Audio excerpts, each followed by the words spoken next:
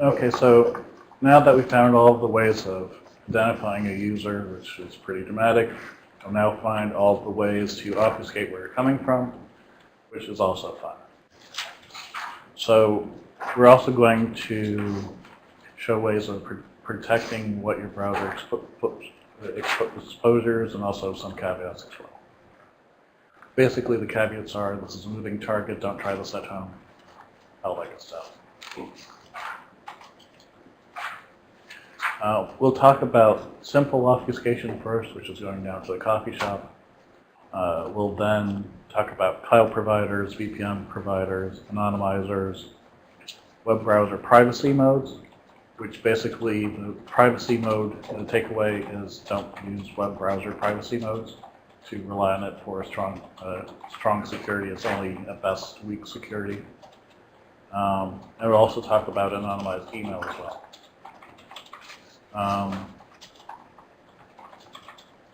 So borrowing a neighbor's Wi-Fi connection is basically easy to do.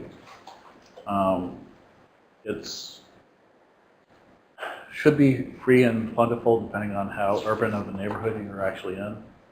And the other thing is, of course, is that you need not be next door. If with an appropriate antenna, you're with a standard Wi-Fi connection, which would actually be FCC legal.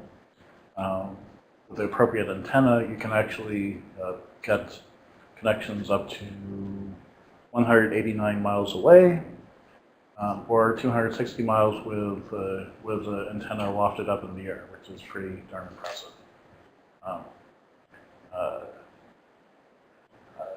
And yeah, there's actually people that are dedicated to doing long-range Wi-Fi type stuff.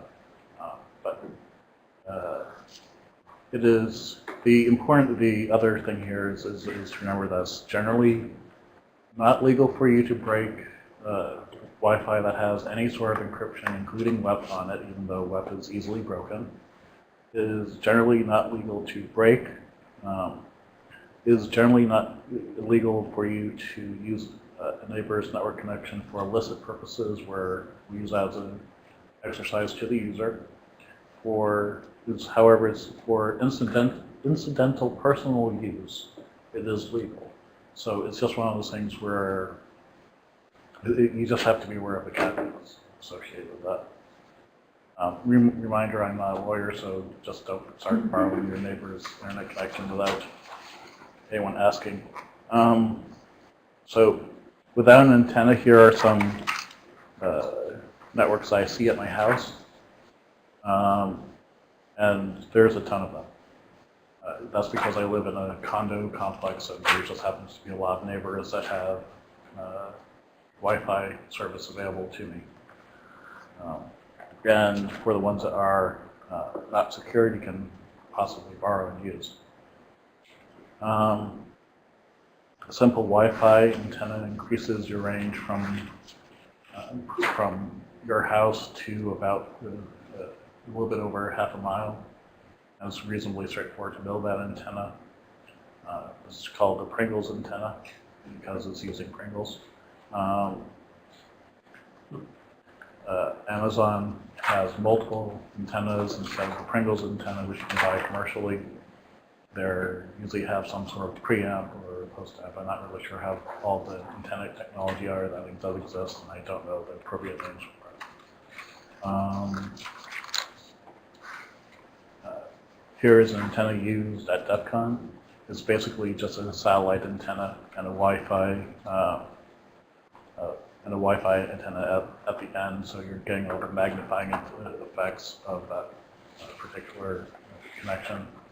They were able to sustain, the way that they do it is they were able to sustain pings for an hour, which was a requirement for the contest that they were participating in at a long range. So it's pretty impressive. And as I recall, they were actually limited by the mountains surrounding Las Vegas more than anything else. That's why they were only able to get the 55-mile range.